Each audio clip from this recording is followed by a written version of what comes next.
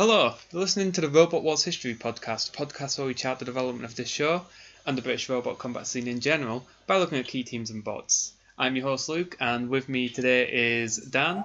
Hello. And TG. Hello. And we are here today for the Hypno-Disc Part 2. Yes, at last.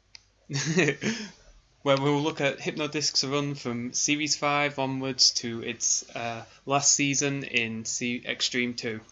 Yeah. One of the many classic All-Stars that didn't return for Series 7.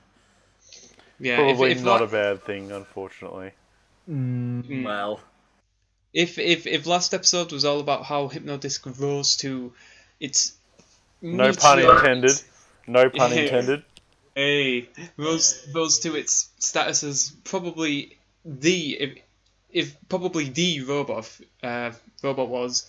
This episode kind of shows how it tried to defend that status, how it tried to uphold that status as other bigger, badder spinners came into being. Before we talk about the combat in general, to borrow Luke's favourite phrase, I'd like to talk about. We always talk about Razer clones, and to a lesser extent Chaos 2 clones, but I think the Hypno-Disc clones actually were quite prevalent come this era. Series 5 is when we really started to see the horizontal flywheel imitators start to appear in quality. I mean, we had Disco Inferno in Series 4, that was a bit of a disaster. But, you know, we've got Supernova now, we've got Disco Inferno's worked out the kinks.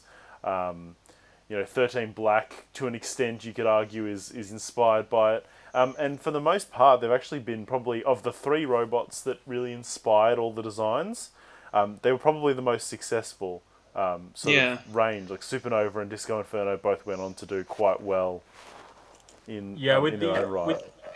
With the CO2 powered flippers, like there are so many of them and they're so varied that it's hard to pin down which ones are specifically inspired by Chaos 2 and which ones are just doing it because it's a good weapon that's easy to get right. Hypno-Disc clones are a lot more obviously inspired by Hypno-Disc. Yeah, like even something like Destructive Criticism or Bot Work from the International series, you can really see the inspiration. Fluffy's kind of unique in that they went with a bar spinner, which I don't think anyone really did on either side of the pond, really. Yeah, I think Fluffy was probably its own thing, but even still, was kind of like an evolution of it. Yeah, last time we sort of covered Extreme 1 and the performance that Hypno-Disc had in a not overwhelmingly positive light because it didn't have the best time there. Now we get to cover like the upshot of that, and that's its absolutely smashing Series 5 run. Series 5 run, I reckon it's got to be one of the best. Like in terms of, take aside the first fight with Black Widow, which is just a bizarrely, I get why they put them against Black Widow. It's the same reason they put Chaos 2 up against Stormforce and Razer up against Big Nipper, although that did have a tiny bit of a scare in it. It's just like, we need something to show off. Like, what's the flattest box we can put against Razer? What's the most, like, tenuously linked robot we can put against Hypno-Disc? What's the robot that's most likely to get maximum flips out of Chaos 2? So they said, you can have Black Widow. That's not going to win anything, but there's lots of stuff for you to smash up against it. So yeah, I think Black Widow. It was like, let's see how many legs Hypno can break here. Yeah. Yeah. And oh god, Black Widow was just like the definition of a shit walker as well. Yeah. God help them. They did try. They tried with that cotton web entanglement, but like most entanglement, it doesn't work. No, it doesn't. Yeah. So there's not a whole lot to say there. Just it chips away at it and then it breaks down. So there's not much to say about that fight. The most exciting thing about it is the fact that Black Widow just stays on the flipper when it gets much fire it. Yeah. Luke, what were you about to say? A quick word about the design. Yeah, quick word about design. Hypno mostly was the same bot as Extreme, but it had the electrical bug fix, so no more crapping out against the nasty warriors of the world. Thank you. Yeah. And obviously with the order that in which things are filmed, it's not clear when some of this stuff was happening, but we can see just as we talking here that Hypno performs a lot better in Series 5 than it did in Extreme 1. Yeah. So, Black. Now that Black Widow's aside, we can now talk about what I think is potentially the best run of robots. Like, the next 4 opponents that Hypno-Disc beats are all high-quality robots that would reach the top 8 in their own right throughout their careers. And, like, Hypno-Disc beats all 4 of them in a row without stopping, which I don't think you can compare to anybody else in Series 5. Like, everyone else in Series 5, like, Splinter and 3 Stegs are not quite on par for Bigger Brother, for example, and Razer versus Spawn Again and Rick and Widow's Revenge. It's like Hypno-Disc beats 4 genuine top tier robots, and it does so without breaking a sweat in any of those 4 fights. Starting with the by far the best of the 4, which is Atomic 2. This is really weird. Like, it's really weird that they put the seeds together at this point. It makes you wonder, like, was Bulldog Breed a seed at one point? Because I mean, I can't think of any other explanation why they would do this. Is there anything in the actual episode where, like, Philippa or Craig Charles calls Atomic the seed? Because honestly, the seeding could have been changed in post production. Honestly, if only this if is it good only reason, appears in good like theory as any. Yeah, if it only appears in graphics and Jonathan Pierce commentary, then and Stuart McDonald announcements, then really you could just assume that it was the other way around and they changed it, like, all in the editing room. Whereas, unless they actually say it to the Roboteers on the screen, that's my theory. And even then, that's not entirely reliable. Lest we forget, Killatron apparently being a grand finalist in Series 1.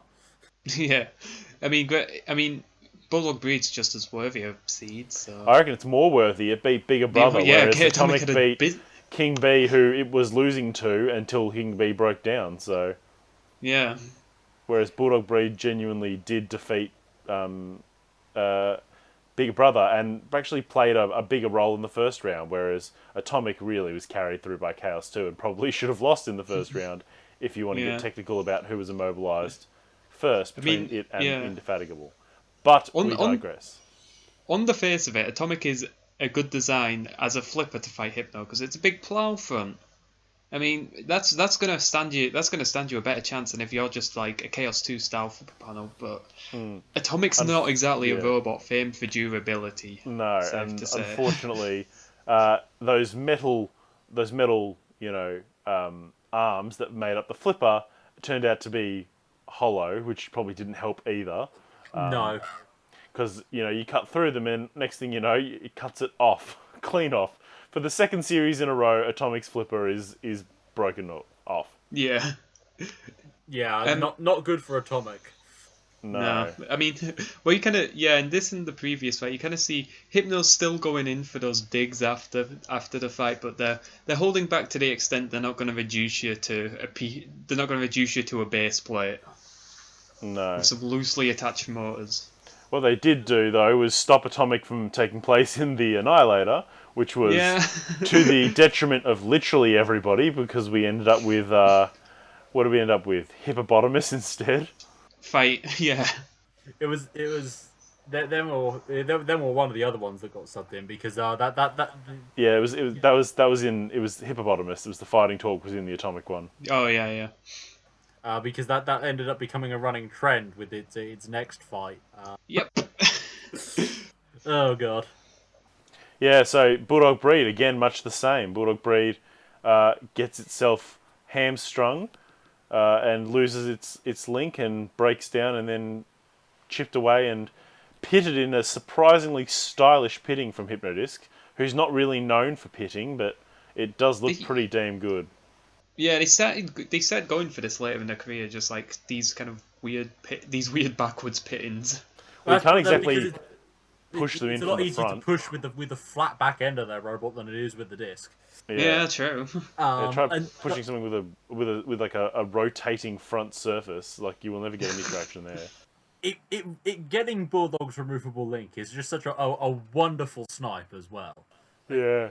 It's not like it caves in the entire back of the robot and just rips out the link along with everything else.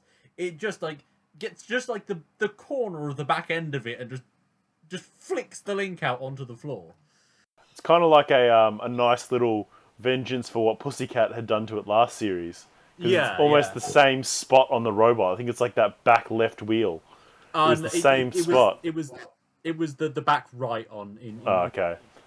Yeah, but you can complete a nice little triangle here. Bulldog Breed beats Pussycat, who beats Hypno-Disc, who beats Bulldog Breed.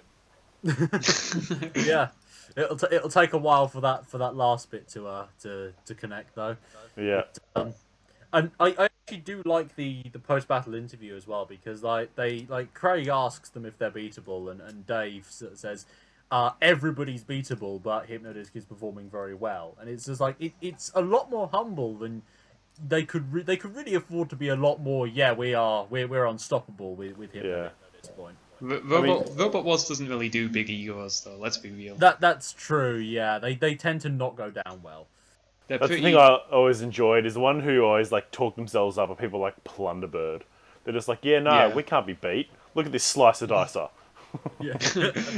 Yeah, Robot Wars is a show of pretty mild-mannered English backyard engineers. I was going to say, England's full of mild-mannered backyard people, as opposed to America.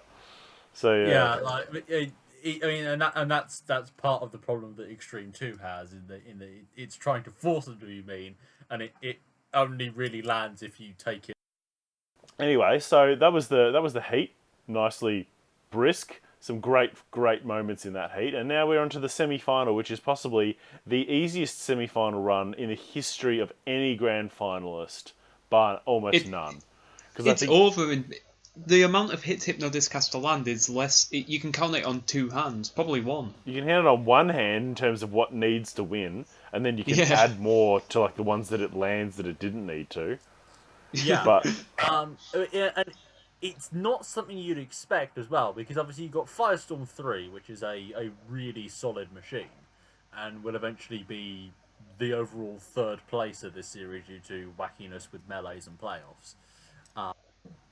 But it's not something you expected to be defeated really easily by Hypno-Disc. And then you've got Dominator 2, which is a quite heavily armoured axe robot, which is like what you would expect to be like the worst possible thing for Hypno-Disc to face. And yet it sails through both of these fights with complete ease. Yeah.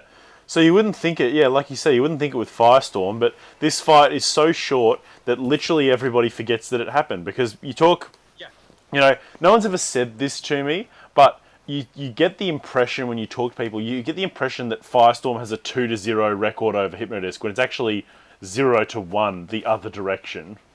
But yeah, Hypno-Disc just like one hit's enough to kill Firestorm in one go, and then Firestorm just rolls into the CPZ basically conked out. And so it's a bit sad. It would have been nicer to see a longer fight, more in the vein of, like VMAX or somebody else. Like, it says a lot when VMAX gave Hypno-Disc a better fight than Firestorm 3 did. I mean, it's a weird fight, because Firestorm internals are an absolute mess. I mean, the Hypno hits, you can't even really see, like, particularly visible damage, and I don't think they didn't hit him on. I don't think they hit him like on the link, because the link's on the front. So it's a weird fight, that's for sure.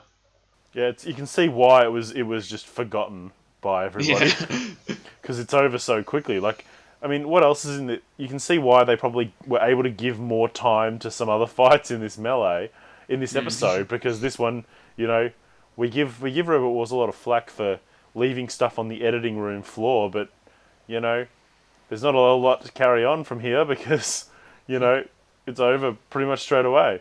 And we move on to what was probably before the reboot, and the likes of Foxic versus MR Speed Squared, probably considered one of the worst fights ever. And I think the versus Dominator 2, of course, and the issue here is the producers are clearly hoping Hypno-Disc is going to do a Splinter. But those days are long gone. The stakes are too high. Yeah, like, I put this one pretty much entirely on the House Roboteers for not moving Refbot in, or Yeah. just not telling them to not move Refbot in. They Because should have put Noel Sharkey's hand on that big button, you know, that he was using the reboot, where he pressed the button. That's what we were missing. yeah, because Dominator is dead. It's not coming back from that hit on its wheel guard, and yet they just leave it there.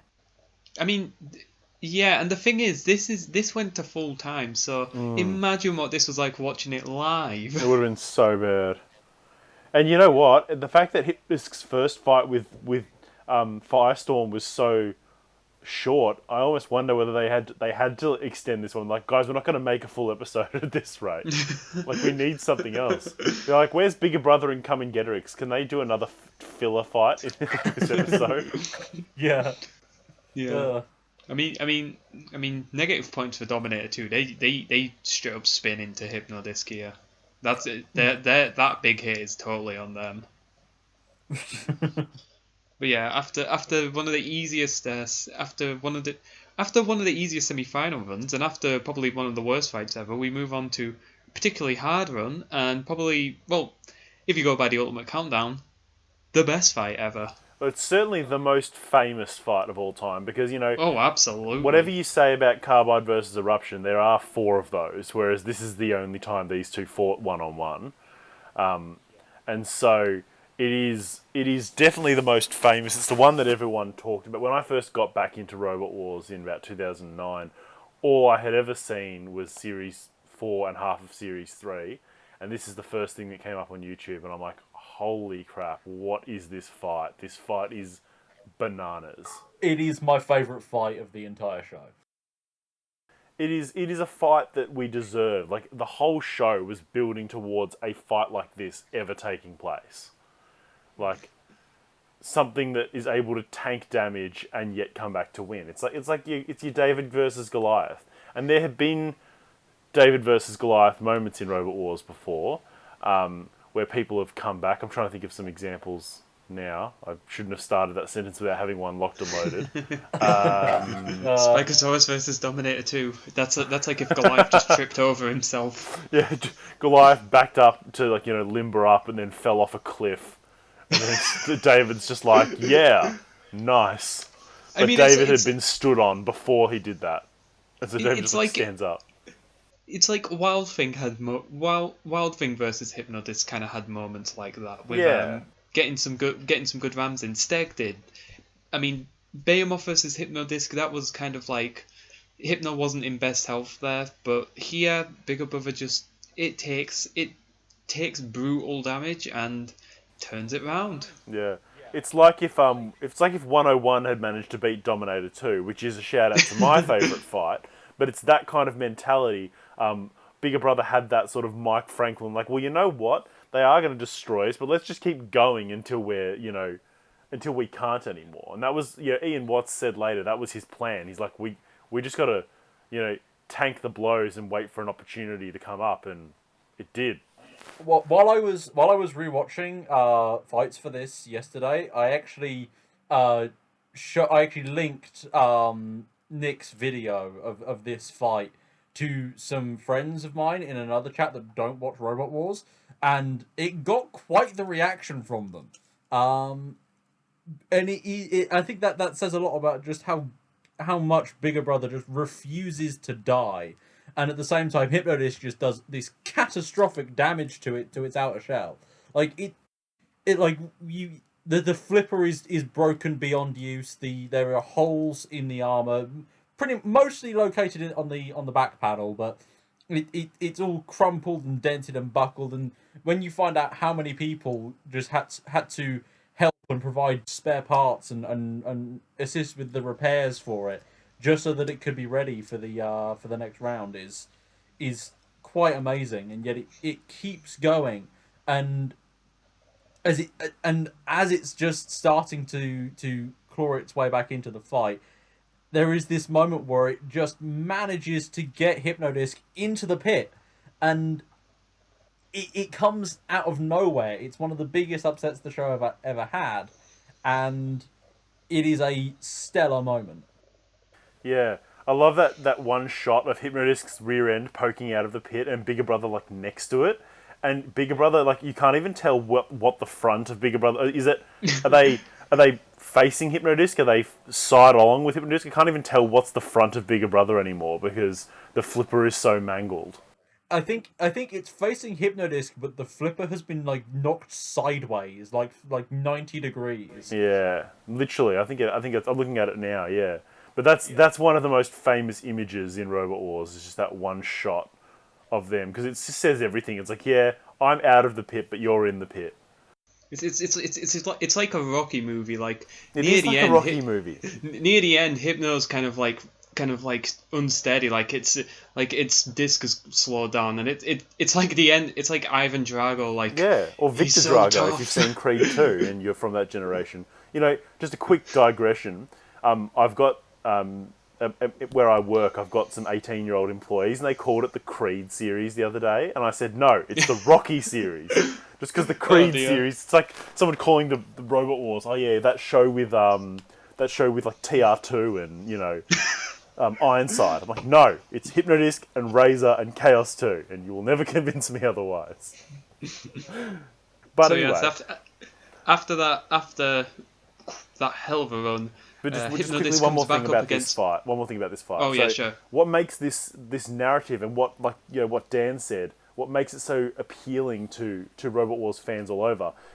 Carbide versus Eruption is a great fight in Series 10, asterisk, grand final, second asterisk. It's a good fight, alright. It's a great fight, but it's better because you know that Carbide has curb stomped it 3 times.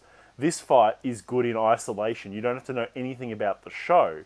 And the things that appeal to it most are the fact that, you know, Bigger Brother's got these cute little kids and, you know, Ellie's crying and the cameraman's like, let's get that reaction shot. Like, stick the camera right in the little girl's face as she's crying about her robot. Robot Wars loves crying kids. So yeah, so, you know, sociopathic.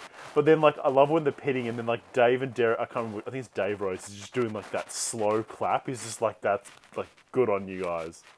It's just a delight to watch from the editing side of things. Like, the things that they show are just a delight.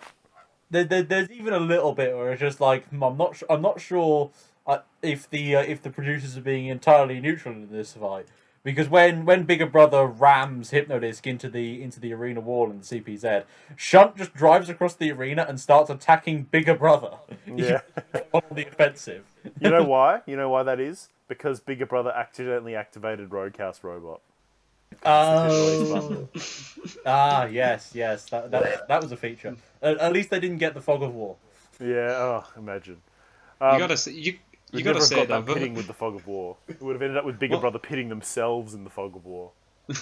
One thing I do love about the Rose is it's like between them and Grey and Bone for like just the best lose. The best lose Yes. is like the second they're in the pit, they're just like smiling, giving a thumbs up. Yeah, they're like genuinely happy for the other side, because I've heard people say, like, Ian Watts basically publicised that Bigger Brother versus Hypno-Disc went exactly according to plan, and some people said to me that kind of ruins it, because, like, you know, it wasn't an upset for him. Like, just because he planned it doesn't mean that it was ever going to go according to plan. Like, the best plans go out the window as soon as the battle starts. Yeah, So, no plan survives contact with the enemy. That's the one I was trying to... That was the quote I was trying to think of.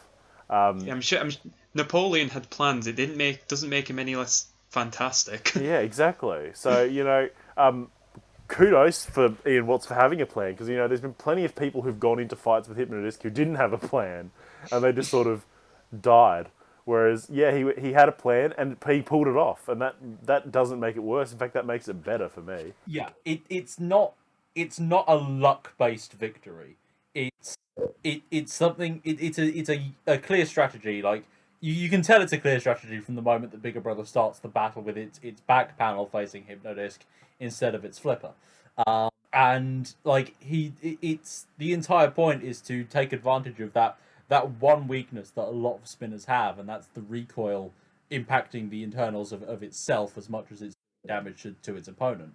And ultimately that does take its toll on Hypno-Disc, and that plays heavily into the situation it faces in its next fight. Yeah. I honestly reckon. Can I just?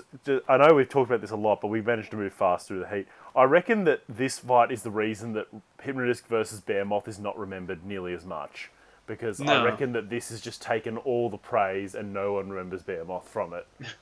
Well, plus Behemoth's an extreme fight It's an extreme they always fight, get and it then overshadowed. loses the next fight, and it's in round one of a side tournament. Whereas this is like Yeah. deciding who goes into the top two.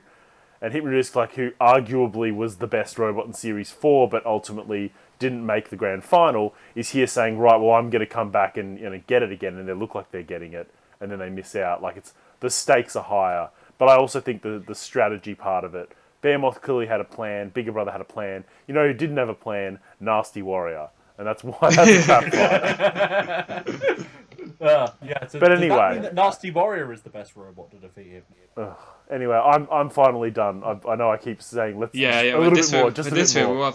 We'll have anything to say in Bigger Brother. If you want to hear more about this fight, you'll have to wait for our episode on Bigger Brother, or right now go and listen to the Ultimate Countdown podcast, where TG and Toast and Nick will regale you with even more praise for this fight. So Well, I will. They'll talk about how it should have been Carbide versus Eruption, but I will say why it's good. yeah.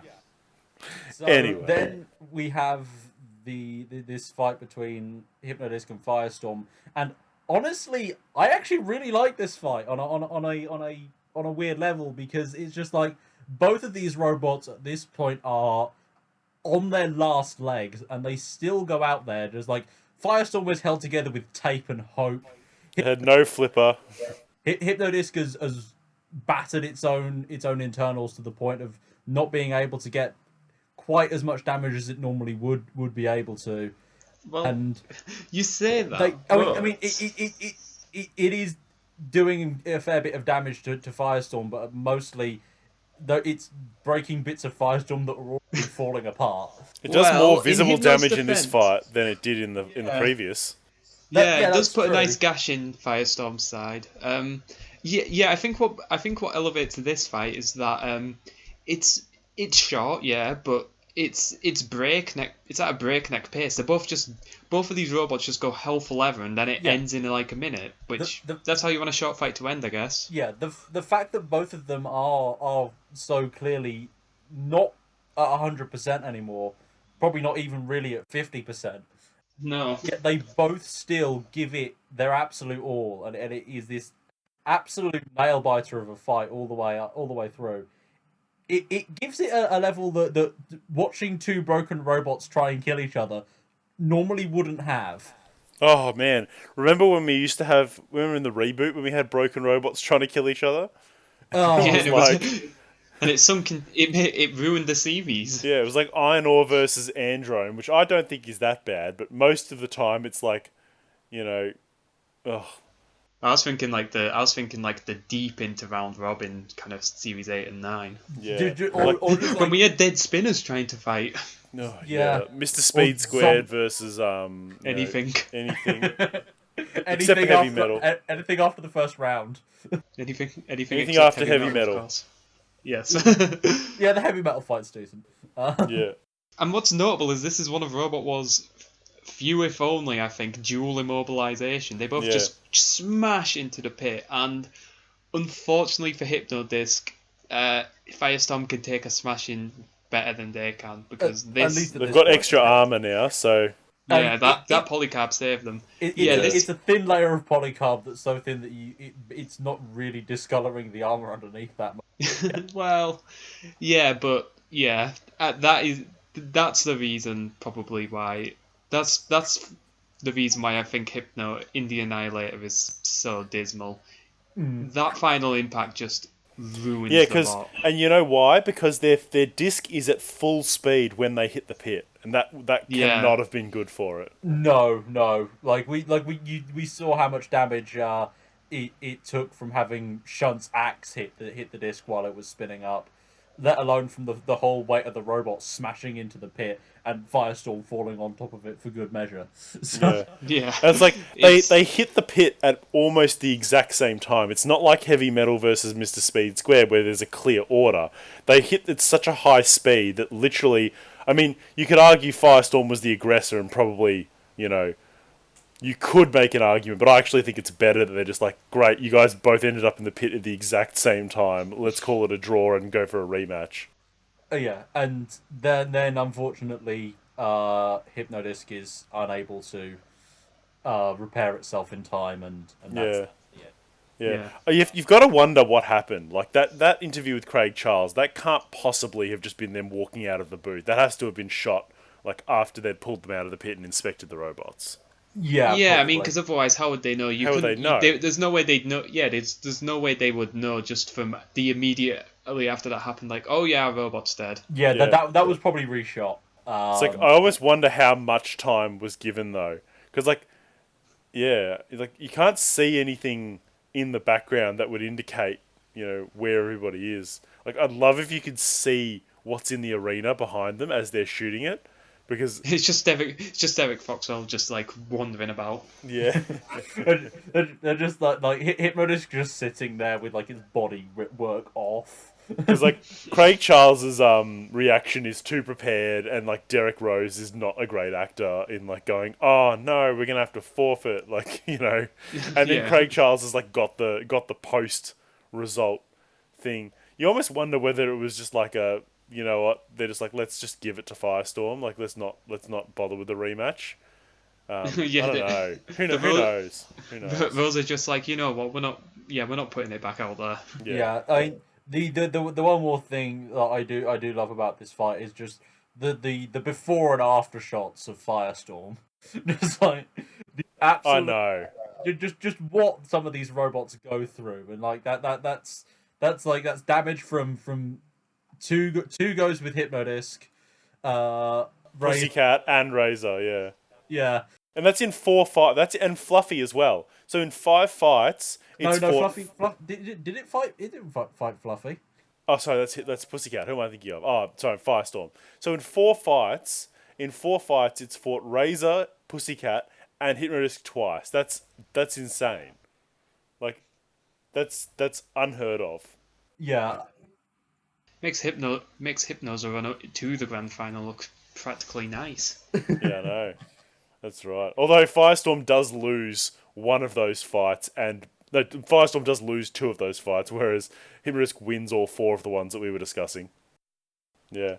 Anyway, so that's it for a very valiant Series 5. yeah. I think this was almost certainly Hypnodisc's last chance to win the title. Yeah, I think pretty conclusively. Yeah. Well, Hypno-Disc did of course return for Series 6, and they made some changes. Yeah, there's quite the difference between this and the Series 5 version. Why don't you take us through it, Dan?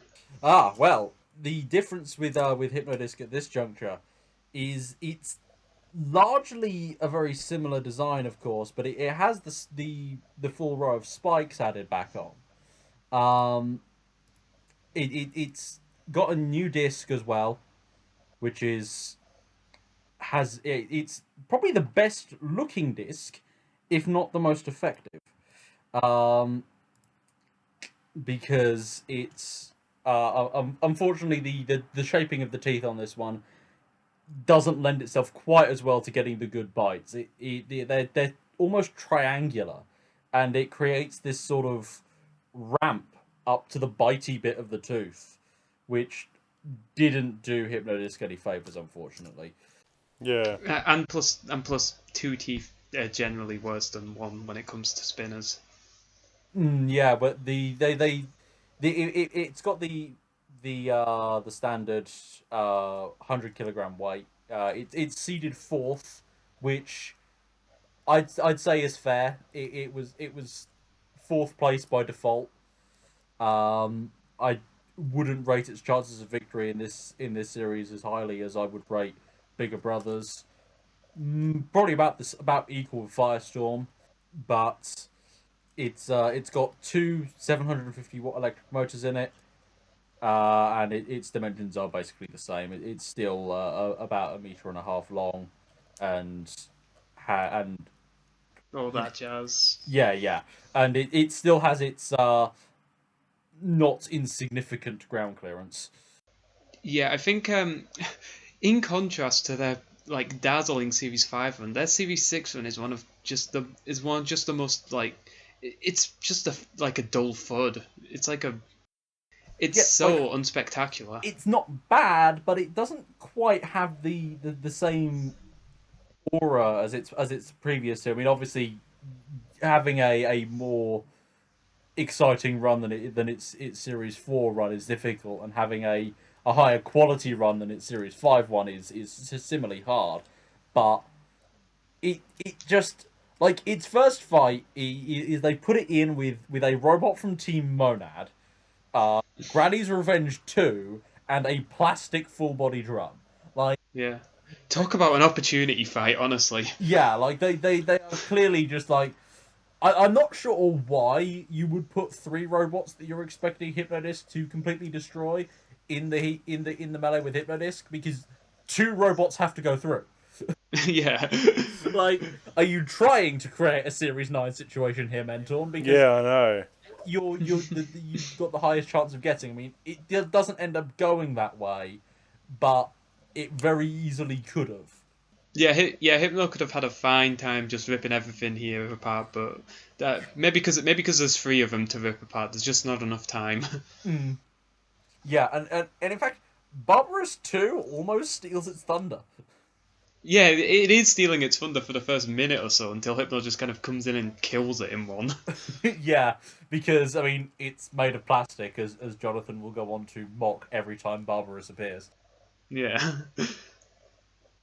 I do love this fight though, because it's just such an unexpected delight that Barbarous ends up being the hero of the fight. Like, it's just like, yeah, Yeah. you know what? I'm here to be sacrificial. Well, you know what? I'm gonna do whatever I want, and I'm gonna like almost utter Granny's Revenge too, just by being a full-bodied drum spinner.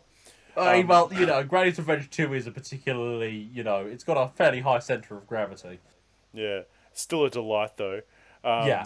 And yeah, then Hypnodisc basically comes in and goes, "Oh crap!" This fight almost makes me disappointed in Hypnodisc, because it's just like they're like expecting just to coast through, and they're like, "Oh crap, Barbarous is taking all the fun, right? Well, I better come in and kill everybody." And it's almost like it's almost cynical, and I'm just like, "Oh, no, no Predator versus Razorblade versus Hypnodisc here." Yeah, the last minute or so is like Hypnodisc trying to like make up for lost time. That's It's like exactly it's having to go right. at everyone. Yeah, that's exactly what it is, and it's a disappointment really, but yeah, good on Barbarous, and then we get a rematch versus Bulldog Breed, which is a bit interesting as well, because it's such an anomaly in Hypnodisc Series 6 campaign, in that Hypnodisc Series 6 campaign feels like it's just like crap, because it loses both fights in the semis, it beats Barbarous twice, and then you got this fight, which is genuinely a good opponent, and he just beats them quite easily. But you almost dismiss it, and it feels out of place in this Series 6 campaign. But Yeah. it is nice to have that rematch, though. Because, Not for Bulldog Breed, it's not, but not still. for Bulldog Breed, obviously, but it's nice to have a rematch between two robots that fought the last series. That, like, normally when it comes to the possibility of rematches, it's always going to be between the top tier competitors. So there's like this underlying factor of just like the producers probably don't want these two top tier robots that fought last series to meet until like at least round two of the semi-finals, probably the final itself. But then when you've got like Hypnodisc and Bulldog Breed, like they're not expecting as much from Bulldog Breed, so yeah, they can meet in the heat. And Bulldog Breed's had like two heat finals in a row. They're like, let's give Cat 3, or Barbarous a chance to get the job done. Yeah, Now, now the usual consensus is that Hypno had a serious downgrade in spinner power, and I think this is one of the fights kind of cited like, oh look, point out the difference between Hypno tearing into Bulldog in Series 5 and Bulldog mostly, well, Bulldog not taking as much visible damage in Series 6, but Bulldog, even though Bulldog wasn't very good in fighting spinners in that it never survived them. I mean, it dies here. It does less here than it did in Series 5, but Bulldog's frame held up fairly well. Yeah, I mean the difference is that like Hypno-Disc got a really good kill on Bulldog in Series 5, but it punches through some polycarb and rips out the removable link. In this case, that doesn't happen, and Hypno-Disc just has to beat it to death over the course of the battle. Yeah, there is a really nice big gouge in it, but it's not like Series 6 is when the armor started really being big boy armor. Like people would really tank. Bulldog breed is quite tanked up between 5 and 6. And it really says more about Bulldog breed than about Hypno-Disc, really. Yeah, that's what I mean. Because I mean, like even in CV7, Exterminator wails on that frame for like a whole fight, and it's still mostly together. So Bulldog was just well built. Armor starts ramping up around this point because like even when like even back as in like Series 4 and 5, people were fearful of Hypno-Disc, but I imagine that quite a few people were like, there's a low chance of us actually meeting it because there's a good chance of us getting knocked out before we even get close to fighting Hypno-Disc, and like the Hypno-Disc clones were all a bit shit. But then you get after Series 5, now you've got fluffies around. Disco Inferno is not crap anymore. Supernova's around. S3 from a it's still a spinner. I mean, it's a vertical, but the spinners are starting to creep into 259. Yeah, I mean, 259 goes on. Wasn't until Series 6, but yeah. Oh, I thought we were talking about Series 6. My mistake. Well, it is like Series 5 is like what people building for Series 6 have to go on, and as these spinning weapons are starting to show up, and like it's more than just this one outlier that you've got a comparatively low chance of ever meeting that you have to worry about in terms of spinners now, and so it makes a lot more sense to armor up at this juncture. Yeah, that of course doesn't bode well for Hypno-Disc because like it has a new disc. It's got this 20 kilogram disc, but at the same time it hasn't really advanced a whole lot aside from adding the StreamHack. Like they've upgraded its internals, but it's still pretty much the same design that showed up in Series 3. Yeah, we better move quickly along because we're up to the 45-minute mark and we've still got a bit to talk about. So the heat final with Barbarous is not fun because there's one collision made and Barbarous conks out, and I honestly don't even think Hypno-Disc hits it. I think Barbarous glances on Hypno-Disc's body frame and kills itself. Honestly, I'm watching it right now, and it's very, very sad. But good on Barbarous for making the heat final because you can't say they didn't deserve it. They certainly did a bloody good job. Probably a lot more so than Razorblade and even Bulldog Breed 3 did. Yeah. So yeah, they're probably the most deserving of the heat finalists to go up against Hypno-Disc. But sadly, that one's over. It's not often you have to fight two all-stars in a row, so well done. Yeah, Cat 3. Yeah, Cat 3 is pushing it, but yeah, technically an all-star. Yeah. Technically. Yeah, so... Cat 3's won more all-stars fights than Hypno-Disc has. Honestly, it has. That's unfortunately very true. Yeah. Anyway, we'll get to that in Extreme 2 All Stars, but yeah, we've just been talking about how like robots were starting to wise up and armor up, and the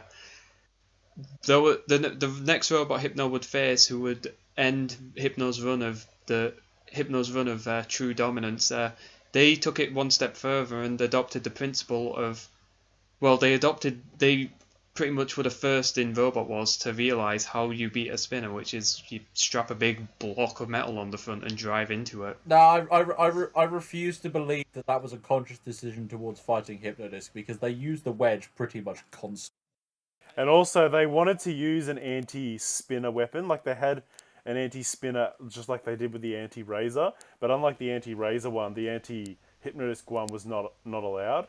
because apparently Hypno-Disc raised a complaint, and ultimately I don't think anybody was worse off for not seeing that anti-Hypno-Disc It was like a weapon, big 'cause ring of. It was a big ring of tires, wasn't it? I imagine it was probably similar to Sky from the Swarm, would have been that kind of weapon. Maybe, and that and like a big scale version of anything from the Swarm is the last thing we need. Yeah. But like there is the point of like this is the epitome of the everybody's bulked up now, but at the same time, Tornado was doing that anyway. It's a Rambot. It's a brick with a something that moderately counts as a weapon strapped to the front of it. Fair dues. I imagine after like, I imagine after fights like where they're still kind of struggling against Chaos 2 despite being outweighing it so much. Probably got the idea of let's minimize our ground clearance a bit, lads. Yeah, I mean it's a standard Tornado fight. Oh, come on. And the most notable thing about this fight is who the opponent is. Because ultimately, in terms of what actually happens in the fight, it's interchangeable with pretty much any of Tornado's fights from Extreme 1 that aren't against Razer or King B. Yeah, like you see, it's the same strategy they had against Pussycat, for example. Yeah. There's only so many set strategies you can have as Tornado. Yeah, I don't begrudge Tornado, but I never remember its fights. Yeah. Unless it's something amazingly memorable, like the title fight for this very series, or memorable for the wrong reasons, like its victory over Chaos 2 and Extreme 1, where it has lost that fight. But anyway. I mean, per Hypno really never stood a chance because No. Tornado is far too persistent a thing, and Andrew Marchant is way too good a driver. Because in this entire fight, which goes the distance, I counted Hypno-Disc manages 1 hit on their side. Yeah, Andrew is a fantastic driver, and this fight goes pretty much exactly the way he would want it to, and the Rose Boys can't get a look in, which is incredible considering that they are simultaneously really good drivers. Yeah, and I gotta say on that point, I'm glad you say that, because I reckon Dave Rose is a really, really good driver, but I also think his machine is one of the hardest to drive, because it's very difficult. It's very easy to drive something like Chaos 2 or Tornado, I imagine, whereas Hypno-Disc, like a third of its weight is a gyroscopic spinning disc, and you've only got really little tires, so that thing must be a pain in the ass to drive. Whereas, the other two, you're just driving them in a straight line, and then you've got a separate mechanism for the weapon. It's just like activate weapon. Whereas Hypno-Disc, you've got to actually incorporate the weapon into driving it. So Yeah. The testament I find to how good they are at driving Hypno-Disc is the fact that I needed to be told that they couldn't power the weapon and drive at the same time in Series 3. yeah, Like you don't notice that it isn't spinning the weapon up and driving under its own power at the same time unless it is specifically pointed out to you, and that's their first series. Yeah, I mean, something like Hypno-Disc, the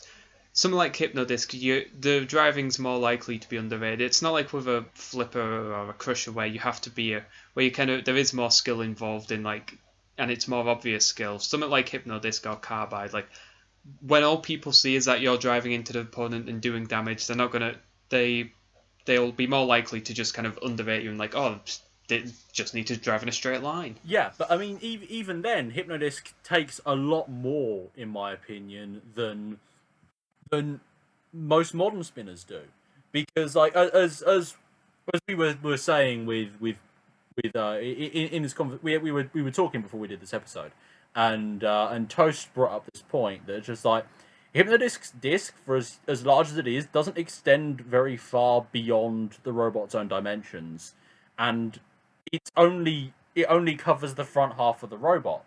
Whereas with modern spinners, like you look at Carbide and just like there is the arc of its basic death zone on its bar is like a full like 2/3 of the robot's circumference. You cannot drive into without getting shattered across the whole arena floor. All Carbide needs to do is just keep turning to keep the bar towards his opponent, which Hypno-Disc really can't do as easily, and yet it does so well. Like even here, like the worst performance Hypno-Disc ever puts in the main series is round 1 semi-finals, which is still a lot better than the vast majority of the competition. Yeah, I know. Yeah. Like Hypno-Disc versus Splinter is just like one of its worst performances. I mean, you were mentioning other spinners. I think like for all people like to talk down Hypno's reliability. If this was Fluffy or Supernova Disco Inferno, would their disc still be moving at the end of this fight? No, they would be dead. They would be dead on the floor smoking. Yeah. If Anyway, Hypno seems, if Hypno seems less reliable, it's just it's never had to face anything like this. Yeah, I mean it goes the distance. Even going up against Tornado here, like compared to like it visibly starting to flag at the end of some of its other attrition fights, like it gets worn down by Behemoth and by Bigger Brother, but it's still going at the end of its fight with Tornado. Which so few others can say in Series 6. Like Firestorm can't say that. Sadly, Dominator 2 can't say that because they fall in the pit. But we've got to move along. I think we go from what is probably the worst Hypno-Disc fight of all time, which is the Losers Melee. This fight is so bad. There is almost nothing. There's nothing to say about it. It's not even Hypno-Disc's lack of contribution. The fight itself is bad. Well, Spawn again gets to be impressive, which is very rare in this series. I think you're thinking of the wrong one. You're thinking of All Stars. This fight, Spawn again barely does anything either. Like, it gets a flip on Big Brother. That's more than you can say what it did for most of its fights. It does, but it's basically immobilized when it makes that flip. That's all. Yeah. Yeah, it's Series 6 Spawn again. Like, and the fact that this is something that Luke is talking up as positive compared to the rest of its run is very telling with Series 6 Spawn again. Yeah. So yeah, it's a shit show of a fight. It's like Hypno-Disc breaks down very early on. It unfortunately does not get vengeance on Bigger Brother. Spawn again pretty much is responsible for a lot of it because it does a lot of the early pressure on Hypno-Disc. And then, a couple of blows from Bigger Brother and it makes some solid impacts with the wall, and then that's pretty much it for Hypno-Disc after that. And then the fight doesn't get any better with them gone either, because... No, and it's a shame because like after the last fight between them, and like the overhaul that Bigger Brother received, because fairly obviously it needed to be rebuilt after Series 5. And the rebuild that it got armored it up against spinners because of the Hypno-Disc fight, basically. But at the same time, sacrificed top armor, which directly contributed to its losses to Dominator 2 and Terahertz. Like, the sacrifices that Bigger Brother makes to be better against Hypno-Disc, and when they actually fight again, Hypno-Disc dies far too early. Probably because of overhanging damage from its previous encounter with Tornado. It's just such a letdown for what in another life could have been a good rematch between two robots that had one of the show's best battles. But then I suppose at the same time, the fact that there wasn't a true rematch probably helps the Series 5 clash stand out as the amazing fight that it is. I think if there had been a rematch, perhaps it wouldn't be regarded quite as well. Yeah, but this fight, it's just garbage. Like, Hypno-Disc knocks itself out, and like Dave Rose's expression in Series 5 when he loses, he's like clapping. In Series 6 when he gets eliminated, he's just like, oh, god damn it. Like, how frustrating. You go from being eliminated in what is the best pitting, possibly the most famous loss of all time, to literally knocking into a wall and breaking down. It's just very sad, really. It is. Yeah. So there's not much else you can say about the the losers melee. All right, well, last two fights in Hypno-Disc's career are both fairly sad for Hypno-Disc. The All Stars of Extreme 2, as we foreshadowed, features Hypno-Disc chalking up less wins in All Stars tournaments than Cat 3 does. Where it draws again, Spawn again, and this time another Series 5 Vengeance match, Dominator 2, whereas this time Vengeance is achieved, but it's on Hypno-Disc. One thing I want to note that's like a cruel joke. They moved the drive motor under the disc for extra reliability. Oh. Look, this is a better fight. It's better fight. Yeah, that's right.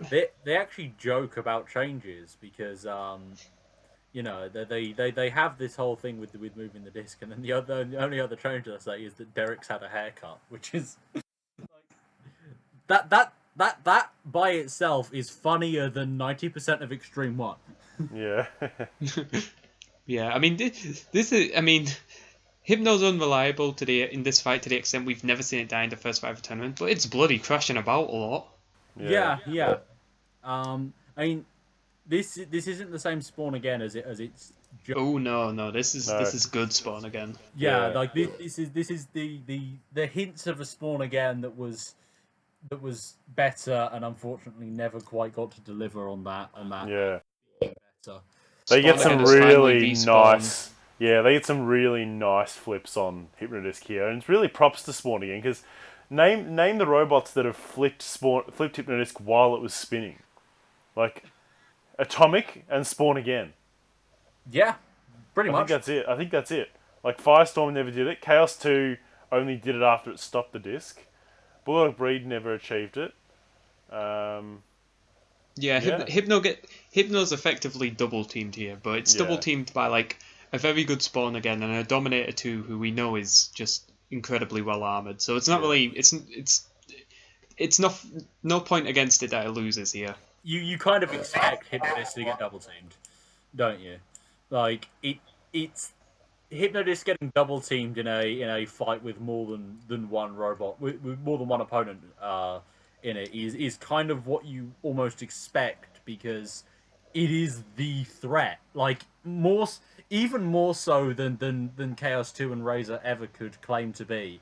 It was the robot that everybody else was afraid of. Yeah.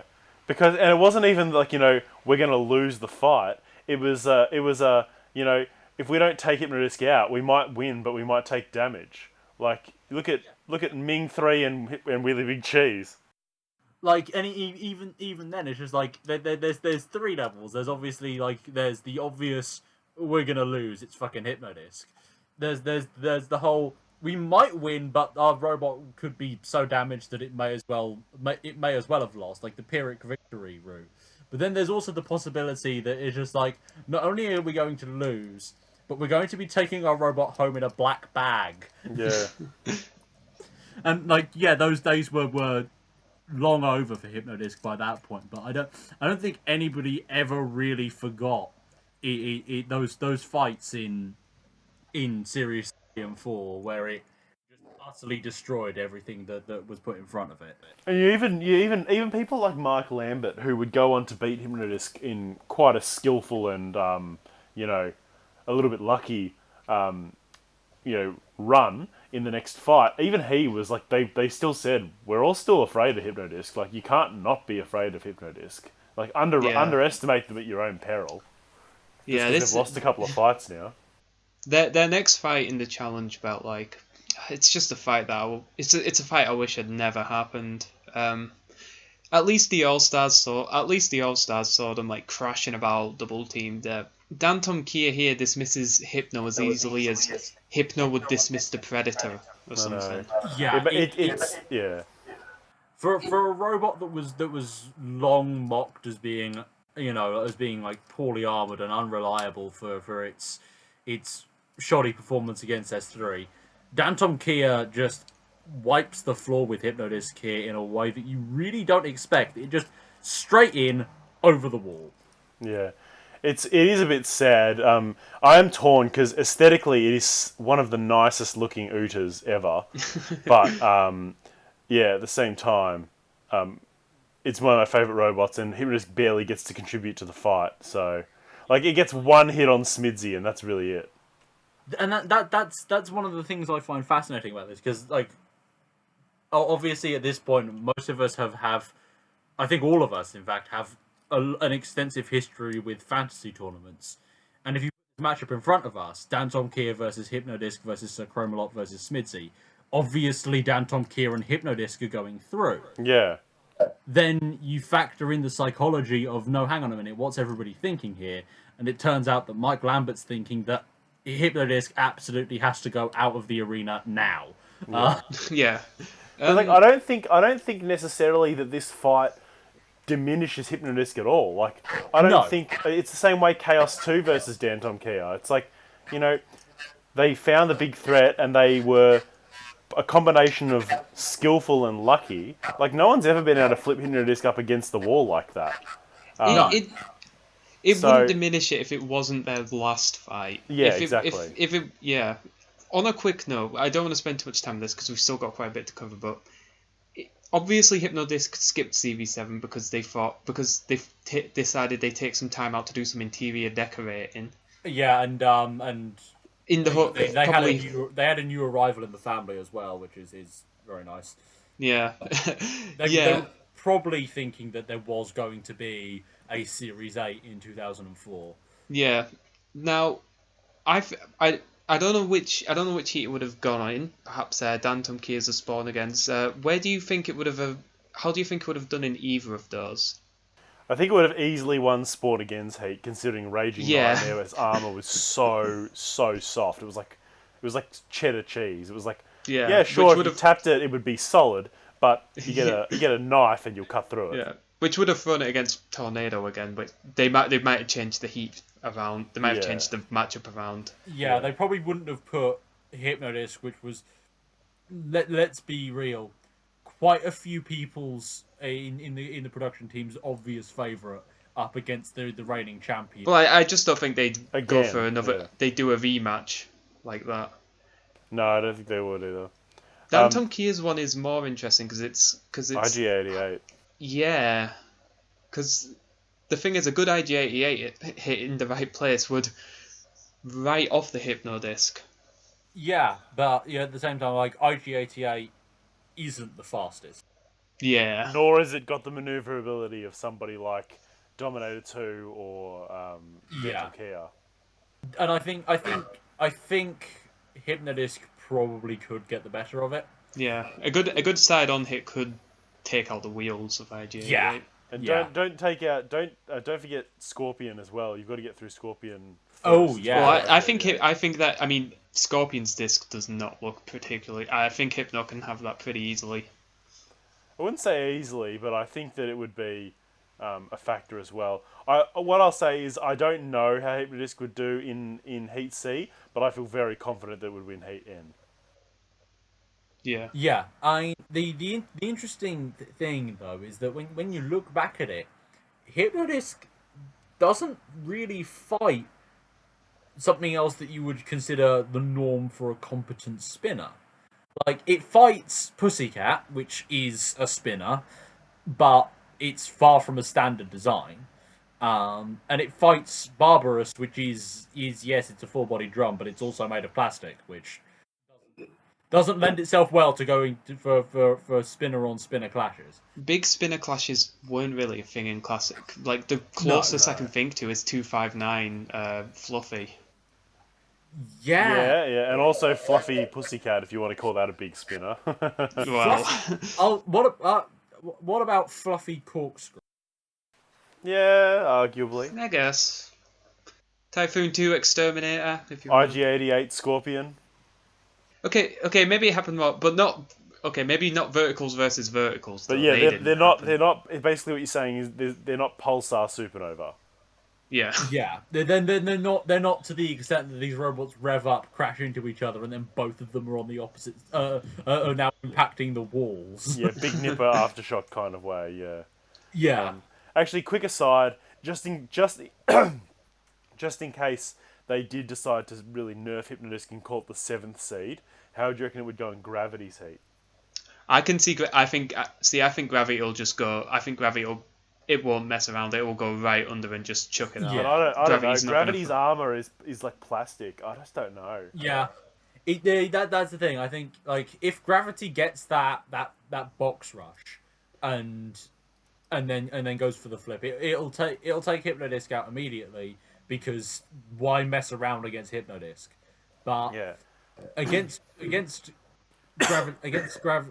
Gravity, if it avoids that box rush charge, then and manages to get a side-on hit, then it's got a good chance of crippling Gravity fairly quickly. Yeah. I mean, you could argue that Gravity managed to nerf 13 Black pretty easily, but 13 Black's, because it's got symmetrical, it's got that big middle space, whereas Hypno-Disc, as we saw against Bulldog Breed, you flip Hypno-Disc from the back, the disc gyros and like keeps the disc pointing down, like, you know, whereas 13 Black, it's actually perfectly weighted, so it's so easily to flip around. Yeah. Not to mention, no matter what people like to think, 13 Black did not have the power of 2 Hypno-Discs. No, it could have had similar power, but it was split between 2 discs. And while that was often good enough in classic Robot Wars, like 13 Black is not a bad robot. It certainly isn't going to be as effective as one single 20-kilogram disc that has all of the power. Yeah. But yeah, between a box rush Gravity and an awkwardly streamlined Lightning, I think it would be. I think it probably would be able to make the heat final, but I just don't know. It would depend so much on Gravity. Now, just before we end out here, there is one thing we haven't brought up yet, and one thing that I think will be a good way to end the episode, really.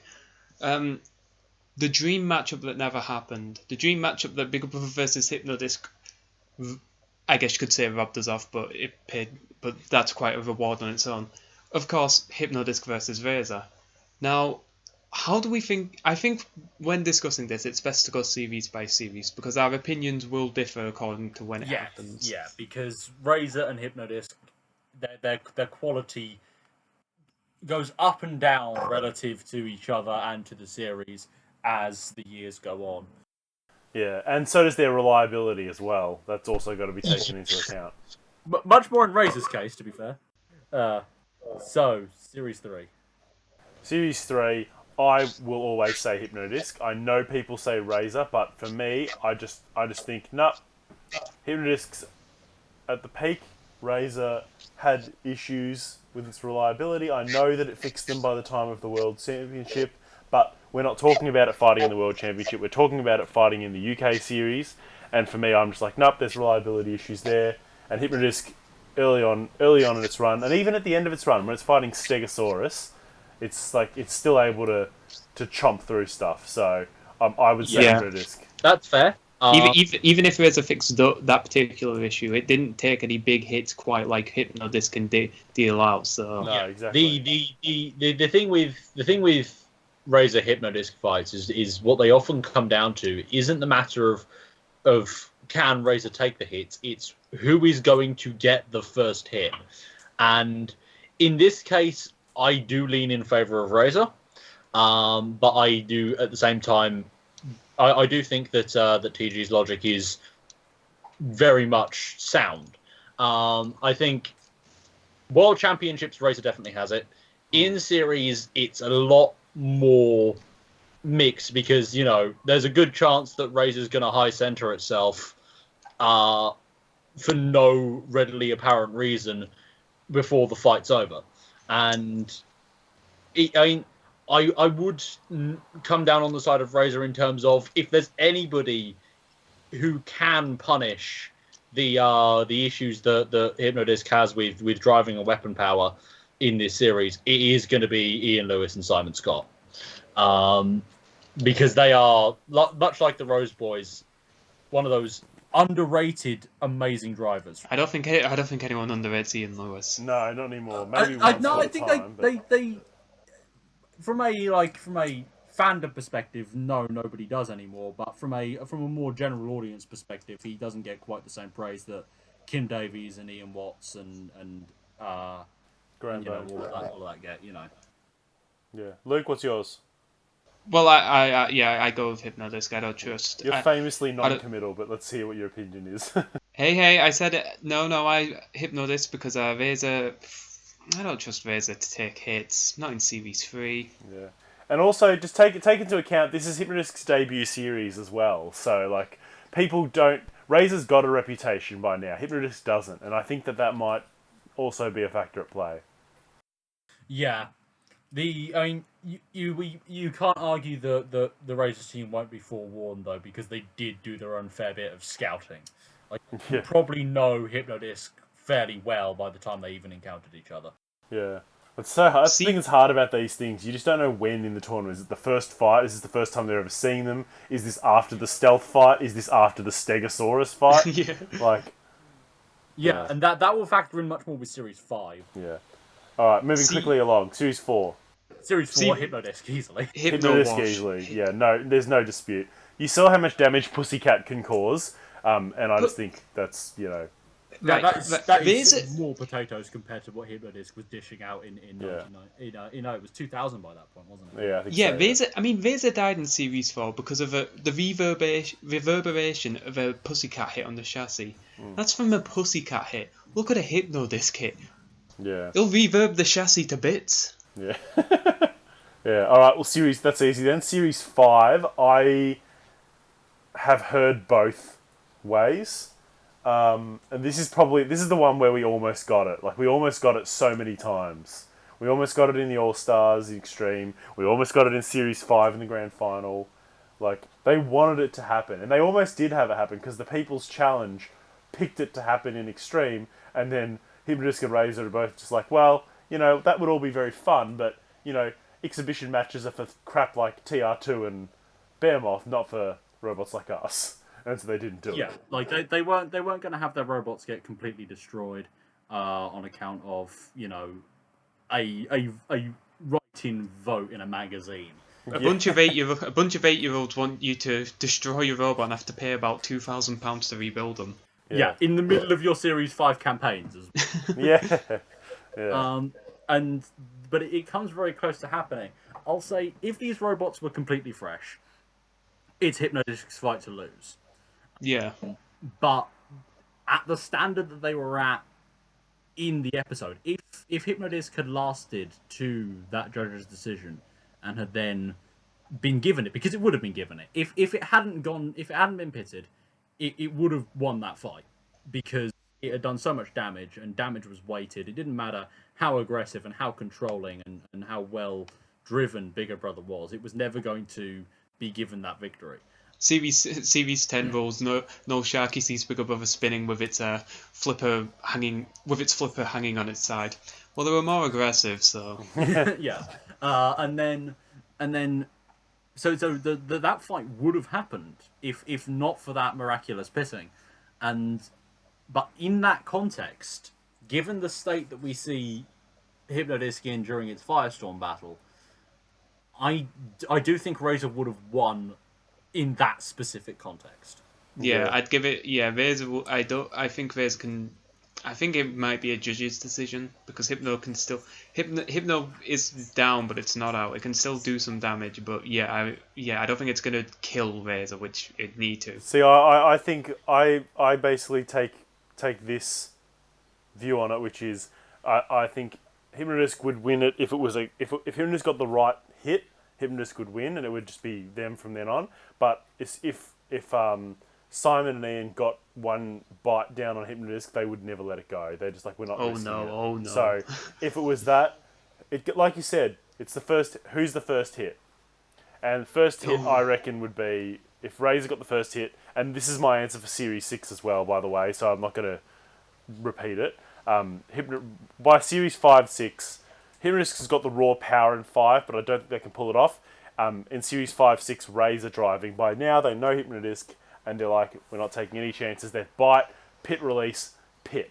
And that is, my last point will be, that is the reason why I'm glad we never got this fight, because I reckon it would have been really, really cynical. Yes, this fight is a lot better in your head than it could ever be on the TV. Like, because you in specifically in the head of your 5-year-old self, because 10. Come on. no, hey, I was 4 or 5 when this was on the telly, but in this context, you've played this fight out with the pullbacks, or in my case with the Razer pullback and the Hypno-Disc pit stop, like or with the mini bots, or like just writing it in a fantasy tournament, and it's this war between two absolute legends of the sport, and they're taking all these hits from each other and all that, and that's not what would have happened. Neither of them had great armor. Both of them were really well driven, and both of them would have at that juncture been fighting for victory more than entertainment. It would have either been a one-hit kill where Hypno-Disc's first hit just disabled Razer's drive and warped its chassis like Pussycat did in Extreme 1, or it would have been a protracted, but ultimately the fight ends on the first hit when Razer gets its claw through Hypno-Disc's side, just slams it into a wall, but pushes it into the pit release button, and then just lets it go. It wouldn't have been exciting. And it is far better imagined than it ever could be for real. Yeah, and the good thing about that is that you're right, it is better in your head because it can happen over and over and over again in your head, and you can never know which is the correct one. Whereas once you see a decision, like, people always say Panic Attack. Oh, let's see Panic Attack versus an All-Star. Well, I've seen Panic Attack versus Pussycat, and I'm actually, I know how that fight went, and it was boring as hell, and now I can never think about how it could possibly go. So, yeah. It's the clash that we never got, and the show is better that way. Yeah. Well, it's all well and fine. I would have liked to see it. I would have liked to see it specifically in Extreme 2, where it's not going to impact anything. Gross. With a working Hypno-Disc, of course. As for the question of who would win in Series 6 and Extreme 2, I take the same stance as TG. It's Hypno's more likely to get those hits in. And yeah, it may be unreliable, but it's not as if Razer's got the armor to take advantage of that.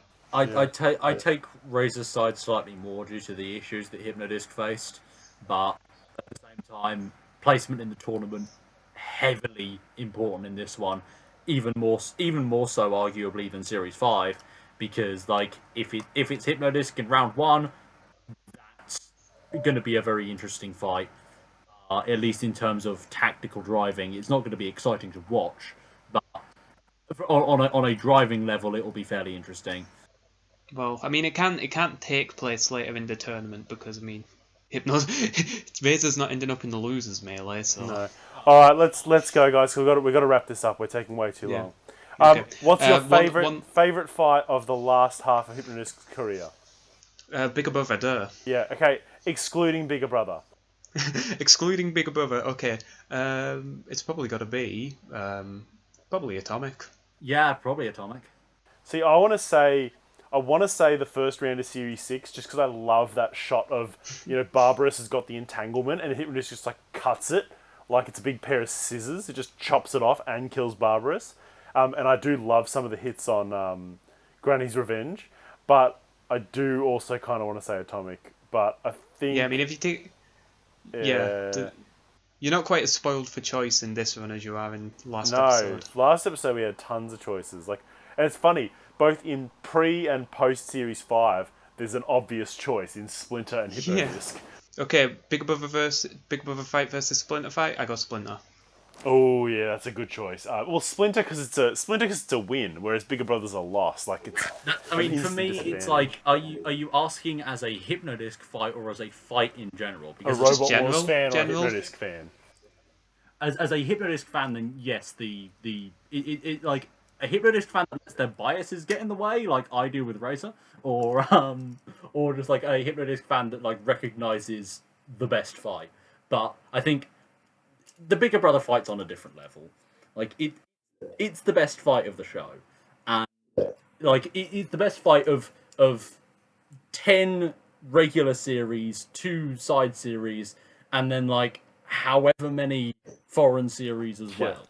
there's not many. There's like to build on what you're saying. There's not many fights where the loser is one of the most popular robots in the history of the show, and all of the people who consider that their favorite robot, including myself, still think it's the best fight. Like, how many Carbide fans, I wonder, think the Series 10 Grand Final is the best ever? Well, maybe that's a bad example, but you see what I'm sort of saying. Sometimes your favorite robot losing can take the shine off a fight, but the Hypno-Disc Bigger Brother one doesn't seem to have that effect at all. So yeah, but as purely as a fan of Hypno-Disc who just wants to see Hypno-Disc do cool Hypno-Disc things, the Splinter fight is the better if you want a Hypno-Disc spectacle, a Hypno-Disc showcase. But as a fight, the Bigger Brother one cannot be topped. I get more out of Splinter, but it's like a 9.5 versus a 9.4 out of 10. Yeah, That's fair. You're quibbling at that point. Yeah, you are. One last note: Razer in Series 8 versus Hypno-Disc. Razer wins. No, but Razer wins that one. That's a terrible way. That is a terrible way to end this episode. I refuse to participate in that question. Yeah, no, edit that. I would at this juncture I would normally say what's next on the list, but honestly there is no point. Like, I said it was going to be Hypno-Disc next at the end of Shitbots, and it wasn't. It was fucking Robo Chicken. Yeah. Don't try and predict what our plans are, guys. Just stay tuned and there'll be more episodes. Yeah. Right. None of us can predict what people in the podcast chat will decide to record at any given moment. So yeah, whatever it'll be, I'm sure it'll be good. And until whatever it is, so long. Namaste. yeah, goodbye.